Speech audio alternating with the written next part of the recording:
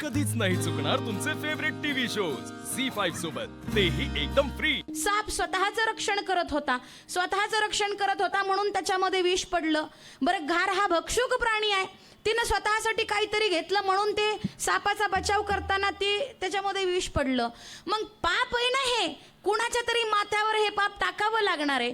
आजीच्या माथ्यावर टाकू शकत नाही, सापाच्या माथ्यावर टाकू शकत नाही, गहारीच्या माथ्यावर टाकू शकत नाही, मग टाकायचं कुणाच्यावर पाप? मग ज्यावेळेस महाराज गेले आणि त्यावेळेस गावातल्या माणसांनी कालवा केला होता ना, म्हातारीनंच मारला असेल, तिनंच टाकला असेल विष ह्याच्यामध्ये, तिच्याशिवाय कोण नाही। देव म्हणला काम टेन्शन गेलं, म्हणलं अजिबात चिंता करू नका। कारण नसताना जे लोकांची निंदा करतात ना, टाका त्यांच्या डोक्यावर ते पाप, टाकून द्या। कारण नसताना ज्यांनी लोकांची निंदा केली आहे ना, त्यांच्या डोक्यावर ते पाप टाकून द्या। म्हणून कारण नसताना कुणाचीही निंदा करायची नाही, कारण की देवाच्या दरबारामध्ये पापाला आणि पुण्याला समानच आहे। जेवढं पाप कराल तेवढं तुम्हाला भोगावं लागणार आहे, आणि जेवढं पुण्य कराल तेही तुम्हाला भोगावंच लागणार।